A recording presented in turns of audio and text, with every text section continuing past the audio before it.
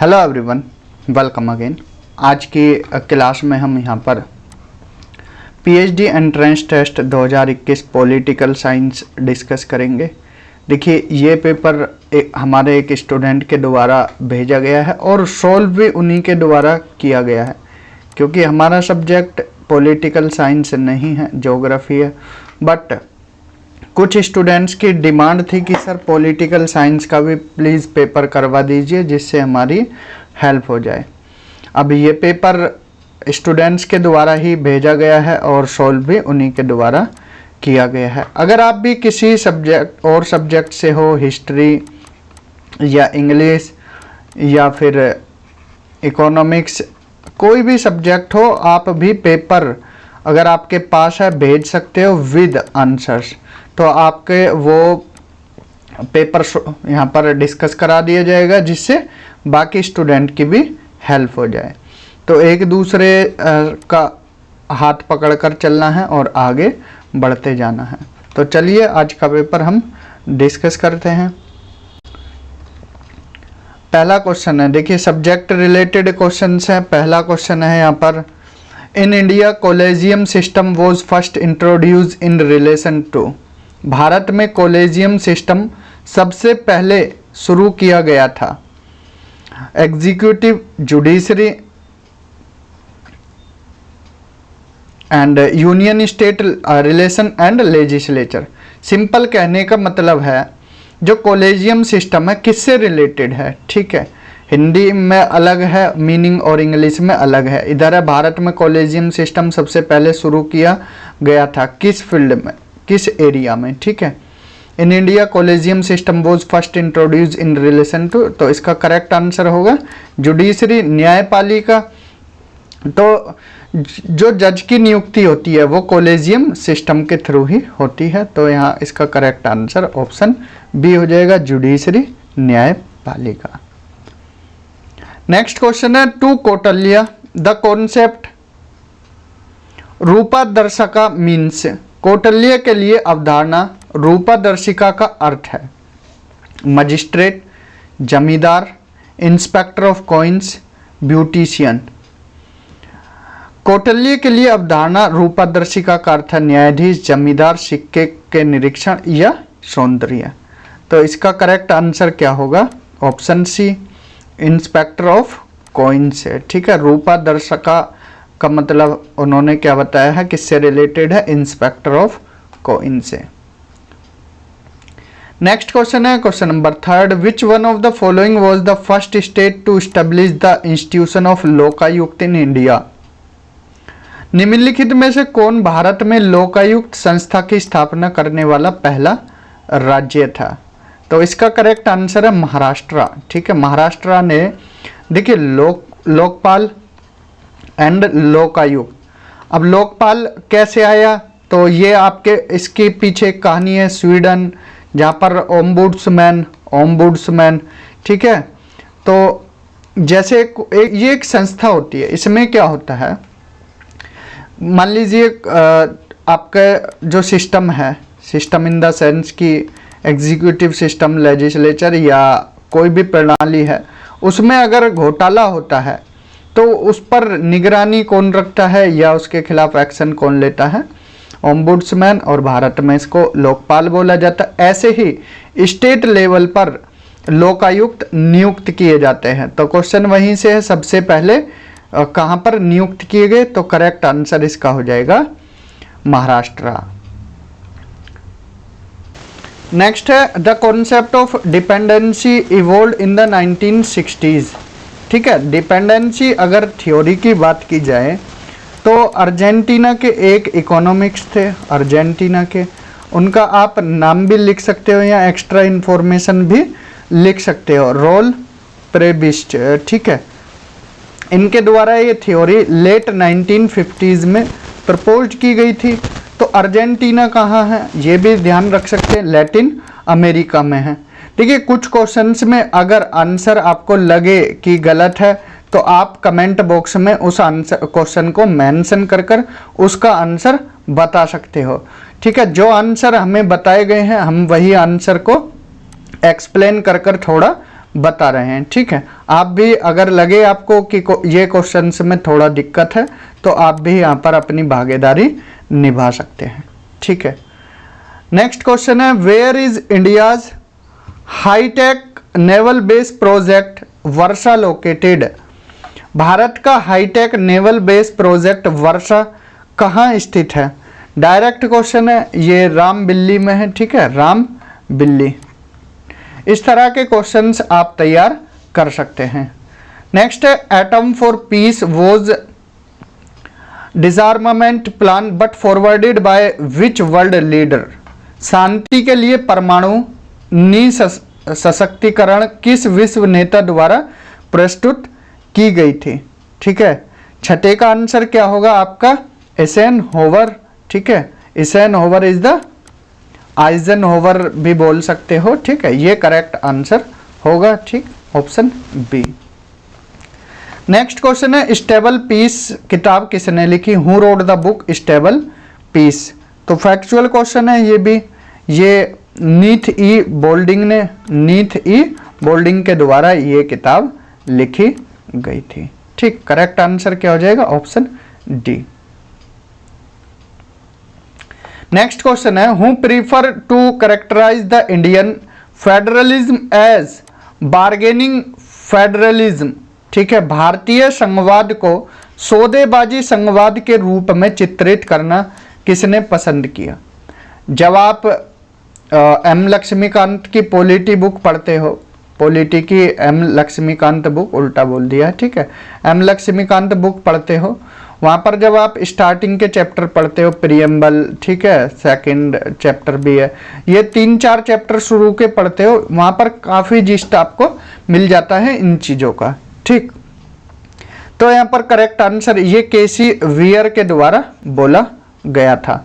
तो मेन नाम याद रखना, केसी वियर, जी ऑस्टिन। ठीक है, जितने भी नाम इंपॉर्टेंट है आपको वहाँ पर नाम सारे के सारे याद रखने। क्वेश्चन नंबर 9 यहाँ पर क्या बोल रहा है? भारतीय राजनीति को बिखराव की राजनीति किसने कहा? Who described Indian politics as politics of scarcity. ठीक है, भारतीय राजनीति को बिखराव की राजनीति बोलने वाले कौन थे? मायरॉन या माइनर वीनर। ठीक है, माइनर वीनर या मायरॉन वीनर। ठीक है, करेक्ट आंसर ऑप्शन ए हो जाएगा। नेक्स्ट क्वेश्चन है, निम्नलिखित में से किसने अल्प विकास शब्द दिया? Who of the following has coined the term under development. यहाँ पर अंडर डेवलपमेंट टर्म की बात की गई है। ठीक है, देखिए इसके पीछे हिस्ट्री काफ़ी लंबी है कि स्टार्टिंग में किसने दिया, लेकिन देखिए स्टार्टिंग में किसके द्वारा दिया गया, यहाँ पर उनका नाम है नहीं। ठीक है, तो 4 नाम और दिए गए हैं यहाँ पर, रोजा लग्जमबर्ग या वोलरस्टीन, एंटोनियो ग्राम्स एंड एक नाम है यहाँ पर केनिथ वोल्ट। ठीक है, तो देखिए अगर स्टार्टिंग की बात की जाए कि ओरिजिनली या ट्रेडिशनल रूप से ये टर्म किसके द्वारा दिया गया था अंडर डेवलपमेंट, तो गुंडेर फ्रैंक के द्वारा ये टर्म दिया गया था। फिर इसके बाद थ्योरीज आनी स्टार्ट हुई थी, तो ये नाम याद रखना। अगर पूछा जाए कि सर्वप्रथम किसके द्वारा दिया गया, यहाँ पूछा है कि किसने, इनमें से 4 में से किसने दिया था, तो किसका संबंध है? इमैनुअल वोलरस्टीन का यहाँ पर संबंध है। जो मार्क्स की थ्योरी थी उसमें इन्होंने क्या है, थोड़ा अपडेट वर्जन किया था, तो इसीलिए यहाँ पर इनका नाम आता है। ठीक है, तो ये नाम याद रखना है, गुंडेर फ्रैंक, और बाकी इस क्वेश्चन में ऑप्शन बी इसका करेक्ट आंसर हो जाएगा। ठीक, नेक्स्ट है, गांधी ने खुद को बताया। Gandhi described himself as.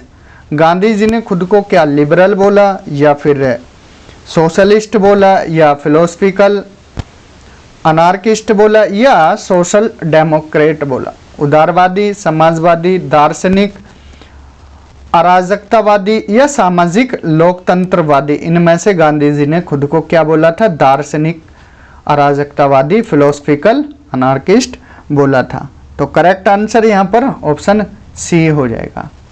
Next question है क्वेश्चन नंबर 12। निम्नलिखित में से कौन राजनीतिक विकास का सूचक नहीं है? विच one of the following is not one of the indicator of political development? Option है फ्रैटर्निटी, डिफरेंशिएशन, इक्वलिटी या कैपेसिटी। भ्रातृत्व, विभेदीकरण, समानता या क्षमता। अब देखिए यहाँ पर फ्रैटर्निटी हो सकता है, ठीक है, भाईचारा, इक्वलिटी हो सकता है, तो इनमें से आंसर या तो बी हो सकता है या डी हो सकता है। विभेदीकरण या क्षमता में से आप भी अपने हिसाब से 12 का आंसर कमेंट बॉक्स में बताइए कि इसका आंसर क्या हो सकता है। ठीक,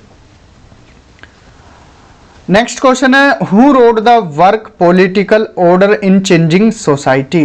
political order in changing society पुस्तक किसने लिखी? यह पुस्तक किसके द्वारा लिखी गई? ऑप्शन है Gabriel almond, Samuel P Huntington या विल्फ्रेडो परेटो, डेविड ईस्टन। अब हिंदी में भी नाम यही है, ठीक है, आपका नाम अगर कुछ भी है तो वो इंग्लिश में भी वही होगा, हिंदी में भी वही होगा, ठीक है। तो इसका करेक्ट आंसर क्या हो जाएगा? Political order in changing society book लिखी गई सैमुअल पी हंटिंगटन के द्वारा। नेक्स्ट है, शीत युद्ध शब्द का प्रयोग सर्वप्रथम किसने किया? Who used first time the word cold war? Cold war term किसके द्वारा दिया गया था? ऐसे क्वेश्चन आ जाते हैं तो बर्नार्ड ब्राउच के द्वारा ये टर्म दिया गया। ऑप्शन बी इसका करेक्ट आंसर हो जाएगा। नेक्स्ट है question number 15, the general assembly of UNO pass the declaration of human right on? ठीक है, देखिए यूनाइटेड नेशन एक संस्था है, फिर उसमें पार्ट्स हैं, यूएनजीए है, यूएनएससी है, ठीक है, यूएनजीए, यूएनएससी और कोर्ट भी है इनका। तो यहाँ पर जो यूएनजीए है इसके द्वारा एक डिक्लेरेशन पास किया गया था, डिक्लेरेशन ऑफ ह्यूमन राइट। तो किस तारीख को वो पास किया गया था, वही डेट यहाँ पर पूछी है। 10 दिसंबर 1948 को ये डिक्लेरेशन पास किया गया था। करेक्ट आंसर ऑप्शन सी हो जाएगा। ठीक, नेक्स्ट है, भारत को एक नरम राज्य के रूप में किसने वर्णित किया? ठीक है, इसको ऐसे भी लिख सकते हो, नरम या न, ठीक है। Who described India as a soft state? किसने भारत को सॉफ्ट स्टेट बोला था? ऑप्शन है यहाँ पर गुन्नार मिर्दाल, मायरॉन वीनर, केसी वियर या रजनी कोठारी। तो करेक्ट आंसर इसका ऑप्शन ए है होगा, गुन्नार मिर्दाल के द्वारा। इनका जिक्र ज्योग्राफी में भी होता है, cumulative causation theory Gunnar Myrdal के द्वारा ही दी गई थी। ठीक, नेक्स्ट है question number 17 to Ronald Reagan, who was evil empire?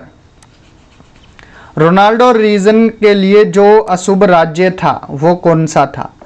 यहाँ पर ऑप्शंस दिए गए हैं, Libya, people Republic of China, Soviet union या Iran.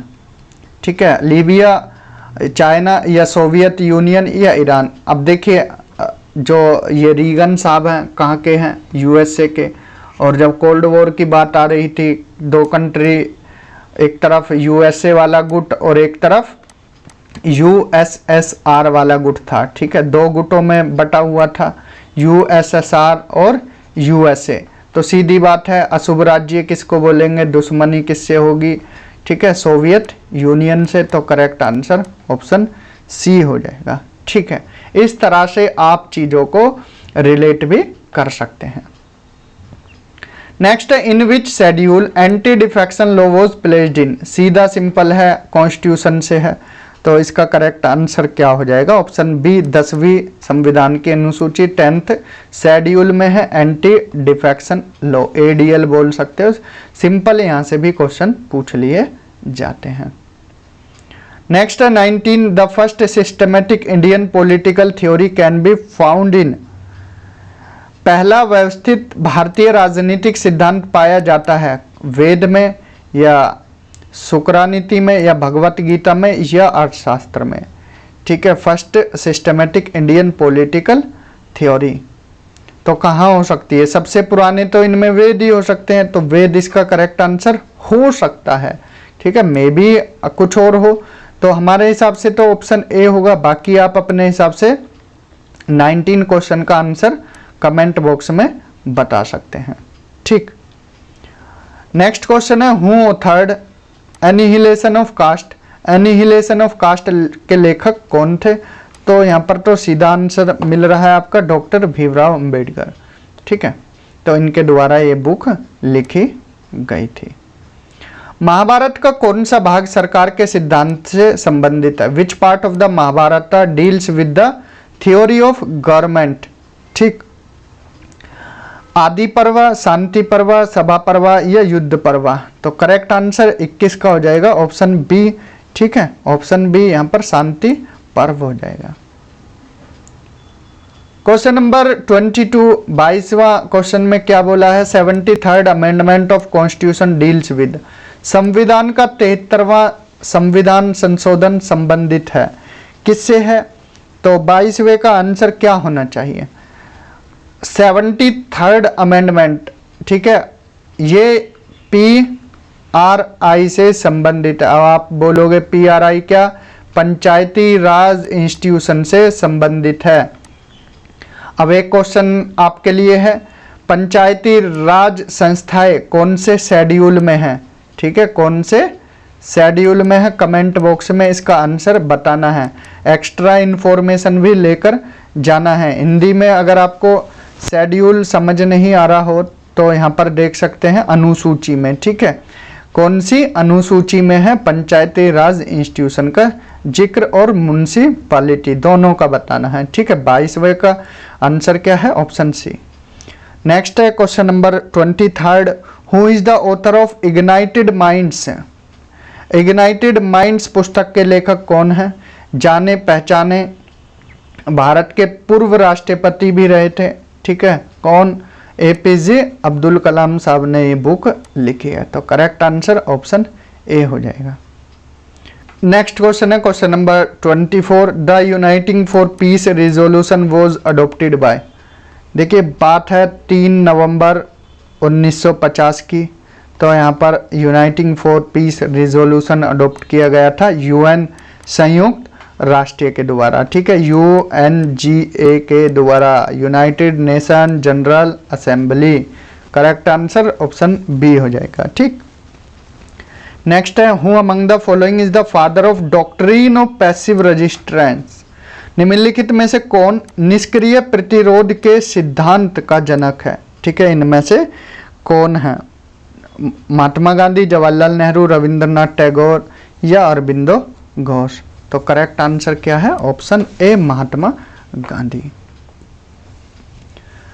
Question number 26, international law in its application is. अंतर्राष्ट्रीय कानून अपने आवेदन में डैश है। ठीक है, सार्वभौमिक या यूनिवर्सल, सापेक्ष रिलेटिव, आंशिक पार्शियल या पूर्ण एब्सोल्यूट? ठीक, तो इसका करेक्ट आंसर क्या हो जाएगा? यूनिवर्सल है। इंटरनेशनल लॉ जो है वो क्या है? अपने आप में यूनिवर्सल है। जहाँ इंटरनेशनल टर्म आ रही है सीधी सी बात है सभी पर लागू होता है, तो ये यूनिवर्सल है। ठीक, सार्वभौमिक है। चलते हैं अगले क्वेश्चन की तरफ। क्वेश्चन नंबर 27, पॉकेट वीटो का प्रयोग करने वाले भारत के पहले राष्ट्रपति कौन थे? फैक्चुअल क्वेश्चन है, who was the first president of India to make use of veto power? तो ऑप्शन है जाकिर हुसैन, ज्ञानी जैल सिंह, R वेंकटरमन या संजीव रेड्डी। तो इनके बारे में काफ़ी ये सुर्खियों में रहे थे।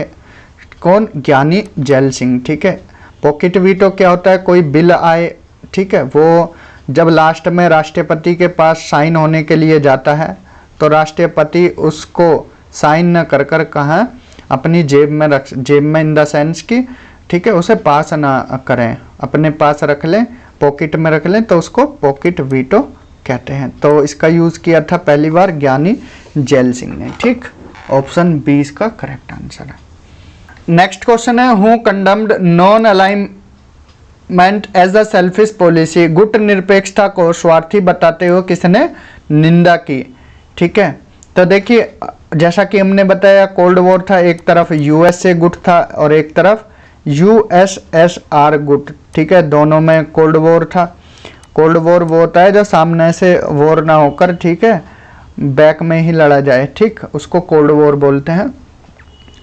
ठीक है, तनातनी थी, एक तरफ यूएसए एक तरफ यूएसएसआर और बीच में कौन था, नाम, नॉन अलाइन मूवमेंट, जिसके मेंबर्स ना इधर थे ना इधर थे, वो क्या थे, अपने आप अलग थे, ठीक है, बीच में थे। लेकिन यहाँ पर इसको कंडम करते हुए, इसकी निंदा करते हुए गुट निरपेक्षता को स्वार्थी बताया। किसने, यहाँ पर नाम आता है श्वेर्जेनबर्गर, ठीक है, श्वेर्जेनबर्गर का नाम आता है। इन्होंने इसको एक सेल्फिश पॉलिसी बोला था। करेक्ट आंसर यहाँ पर ऑप्शन डी हो जाएगा। ठीक,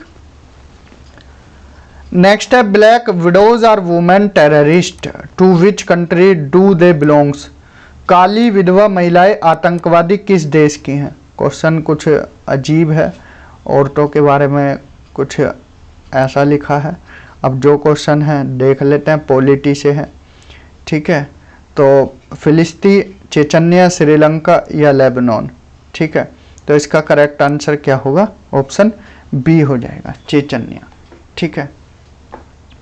नेक्स्ट है पंचायती राज व्यवस्था लागू करने वाला प्रथम राज्य कौन था। Which was the first state to introduce panchayati raj system. तो इसका करेक्ट आंसर क्या हो जाएगा, यहाँ पर देखिए, यहाँ पर शुरुआत हुई थी कहाँ से, राजस्थान का एक जगह है नागौर, ठीक है, नागौर से इसकी स्टार्ट हुई थी। तो इसका करेक्ट आंसर जो आपने सोचा वही होगा, क्या होगा, राजस्थान इसका करेक्ट आंसर होगा, ठीक है। राजस्थान के बाद इसको लागू करने वाला कौन था, आंध्र प्रदेश था। तो याद रखना है, जो आप सोचे वही इसका सही आंसर हो जाएगा, ऑप्शन ए, ठीक है। चलते हैं अगले क्वेश्चन की तरफ। The best developer of the concept of spiritual nationalism was.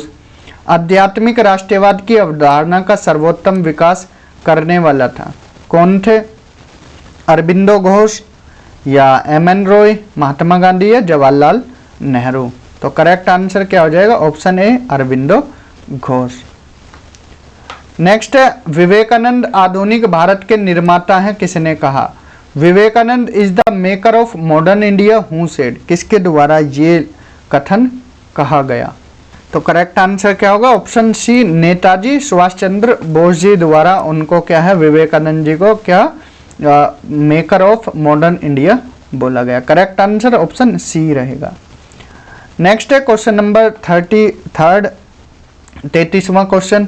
Who was the father of comparative method. तुलनात्मक पद्धति का जनक था, कौन थे, अरिस्टोटल या अरिस्तु बोलते हैं, मोंटेस्क्यू, प्लेटो या मैकियावेली। ठीक, करेक्ट आंसर हो जाएगा ऑप्शन ए, अरस्तु या अरिस्टोटल। कंपैरेटिव मेथड के इनको जनक कहा जाता है, तुलनात्मक पद्धति के जनक। नेक्स्ट है when was the estimate committee formed. प्राकलन समिति का गठन कब किया गया। तो करेक्ट आंसर इसका 1950 होगा। ठीक, अगर आपको कोई क्वेश्चन में लग रहा है, डाउट है, ठीक है, आप एक्सप्लेनेशन के साथ कमेंट कर सकते हो। आपके कमेंट्स का वेलकम रहेगा, ठीक है। अगर आपको लग रहा है कि यहाँ पर ये आना चाहिए तो आप बता सकते हो, बाकी स्टूडेंट की भी हेल्प हो जाएगी। यहाँ पर इस पेपर को इसीलिए बनाया जा रहा है जिससे क्वेश्चंस का लेवल आपको समझ आ जाए, बाकी सबकी भी हेल्प हो जाए। ठीक है, नेक्स्ट क्वेश्चन है on what basis are seats allotted to the state in the Lok Sabha. Lok Sabha में राज्यों को सीटें किस आधार पर आवंटित की जाती हैं। लैंग्वेज के बेस पर, पॉपुलेशन, एरिया या रिलीजन, भाषा, जनसंख्या, धर्म, क्षेत्र। तो जनसंख्या के बेस पर ही सीटें यहाँ पर विभाजित होती हैं। जिस राज्य में ज़्यादा जनसंख्या उस राज्य में ज़्यादा सीटें। अगर क्षेत्र के हिसाब से होता तो राजस्थान को सबसे ज़्यादा सीटें मिलनी थी। राजस्थान सबसे बड़ा राज्य है, लेकिन राजस्थान को क्यों नहीं मिली ज़्यादा सीटें। क्यों उत्तर प्रदेश को 80 सीटें मिली हैं लोकसभा में, क्योंकि उत्तर प्रदेश की जनसंख्या सबसे ज़्यादा है। ठीक, इस तरह से भी आप याद कर सकते हैं। नेक्स्ट है 36वां क्वेश्चन, क्या बोल रहा है। Which article of the Indian constitution provides for the finance commission of India. Direct question है, भारतीय संविधान के किस अनुच्छेद में भारत के वित्त आयोग का प्रावधान है। आर्टिकल 280 में। सीधा क्वेश्चन यहाँ पर पूछा गया है। नेक्स्ट 37 है, under whose direction was the Swaraj bill prepared. Swaraj विधेयक किसके निर्देशन में तैयार किया गया था? तो करेक्ट आंसर बाल गंगाधर तिलक आ जाएगा, ठीक है, BG तिलक। नेक्स्ट क्वेश्चन देखते हैं 38वां, whose result is the state according to the developmental और historical theory of the origin of the state. राज्य की उत्पत्ति के विकासात्मक सिद्धांत के अनुसार राज्य किसका परिणाम है? ऑप्शन है यूज ऑफ फोर्स बल प्रयोग, या देवीय शक्ति डिवाइन पावर, या पितृसत्ता पैट्रियार्की, या क्रमिक विकास का स्वाभाविक natural and gradual development.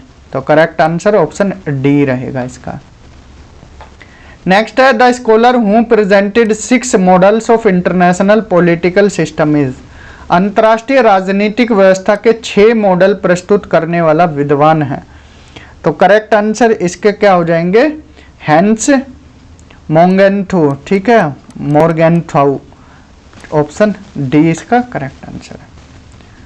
40वां question देखते हैं। यहाँ पर 40वें क्वेश्चन में क्या बोला गया? What is the centre of scientific method. वैज्ञानिक पद्धति के अंतर्गत मुख्यतः किस स्थान पर केंद्रित किया जाता है? फैक्ट्स, आइडियल्स, फैक्ट्स, गोल्स, या वैल्यूज। ठीक है, करेक्ट आंसर होगा फैक्ट, तथ्य, इसका करेक्ट आंसर है। Anti ballistic missile treaty was held between. Anti ballistic missile संधि किसके बीच हुई? ऑप्शन है आपके पास USA and Soviet Union, Japan, USA, America, North Korea, England and Germany. तो ये किसके बीच हुई थी? यूएसए और सोवियत यूनियन के बीच में। बंच ऑफ थॉट्स पुस्तक किसने लिखी? Who wrote the book bunch of thoughts? Option है आपके पास Atal Bihari Vajpayee, MS Golwalkar, VD Savarkar, JP Narayan. तो बंच ऑफ थॉट्स लिखी गई MS गोलवालकर के द्वारा। नेक्स्ट है question number 43, when was the United nation peace building commission established. संयुक्त राष्ट्रीय शांति स्थापना आयोग कब स्थापित किया गया? दिसंबर 2005 में। नेक्स्ट है who wrote the book aspects of political development. राजनीतिक विकास के पहलू एस्पेक्ट्स ऑफ पॉलिटिकल डेवलपमेंट पुस्तक किसने लिखी? किसके द्वारा लिखी गई? तो लुसियन पाई के द्वारा ये बुक लिखी गई। 45वां क्वेश्चन है when was the interstate council formed. अंतरराज्यीय परिषद का गठन कब किया गया? 1990 में इंटरस्टेट काउंसिल का गठन। आउटर स्पेस ट्रीटी वो साइंड इन विच ईयर। बाह्य अंतरिक्ष संधि किस वर्ष हस्ताक्षरित हुई? तो 1967 इसका करेक्ट आंसर हो जाएगा। ठीक है, नेक्स्ट क्वेश्चन है which prime minister mostly try to run the kitchen cabinet. Kitchen cabinet से कार्य चलाने का अधिकतर प्रयास किस प्रधानमंत्री ने किया? तो आप उनको भली भांति जानते होंगे। किचन कैबिनेट का जो कॉन्सेप्ट था वो ज़्यादा चर्चा में कब सुनने को मिला? जब श्रीमती इंदिरा गांधी प्रधानमंत्री थी। तो करेक्ट आंसर ऑप्शन ए हो जाएगा। ठीक है, नेक्स्ट है द बैकवर्ड कास्ट कमीशन वो सेटअप अंडर हुज चेयरमैनशिप। किसकी अध्यक्षता में पिछड़ी जाति आयोग का गठन किया गया? अच्छा क्वेश्चन है ये। LM सिंघवी, काका कालेकर, ठीक है, या फिर सरदार पटेल, या फिर KM मुंशी। तो 48 को आप कमेंट बॉक्स में बताइए इसका आंसर क्या हो सकता है। ठीक है, ये आपको बताना है 48। अच्छा क्वेश्चन है, यहाँ पर आप इसका आंसर बता सकते हो। ठीक, नेक्स्ट क्वेश्चन है when was the environment protection act passed. पर्यावरण संरक्षण अधिनियम कब पारित किया गया? तो 1986 में ये किया गया था, environment protection act 1986। Next question है the chairman of the provincial constitution committee was. प्रांतीय संविधान समिति के अध्यक्ष कौन थे? सरदार वल्लभ भाई पटेल। करेक्ट आंसर होगा ऑप्शन सी। तो यहाँ पर हमने देखे 50 क्वेश्चन ये पॉलिटी से रिलेटेड, ठीक है। यहाँ पर हमने 50 क्वेश्चन देखे हैं पॉलिटी सब्जेक्ट पॉलिटिकल साइंस से रिलेटेड। तो जो स्टूडेंट्स मांग कर रहे थे पॉलिटिकल साइंस की, तो वो इस वीडियो को देख सकते हैं, उनको एक आइडिया हो जाएगा। देखिए पहले जो एंट्रेंस हुआ था डॉक्टर भीमराव अंबेडकर यूनिवर्सिटी में या अदर यूनिवर्सिटी की बात करें, वहाँ पर ये काम सभी में आने वाला है जहाँ पर एंट्रेंस हो रहे हैं। ऐसा नहीं है एक ही यूनिवर्सिटी के लिए काम आएगा, अदर यूनिवर्सिटी में जहाँ एंट्रेंस हो वो भी इसको देख सकते हैं, हेल्प मिलेगी। तो क्वेश्चंस इस तरह के ही आते हैं, डायरेक्ट क्वेश्चन आते हैं। ऐसा नहीं है कि यूजीसी नेट लेवल या असिस्टेंट प्रोफेसर लेवल के क्वेश्चन पूछे जाते हैं। आपसे सिंपल बेसिक नॉलेज आपकी जानी जाएगी। तो इस वीडियो में हमने यहाँ पर पॉलिटिकल साइंस डिस्कस किया। अगर और स्टूडेंट्स, बाकी स्टूडेंट अदर सब्जेक्ट के, वो भी हमें पेपर सेंड कर सकते हैं आंसर के साथ, तो हम उसको भी यहाँ पर डिस्कस करा देंगे। तो इस वीडियो में इतना ही। Thank you, have a good day.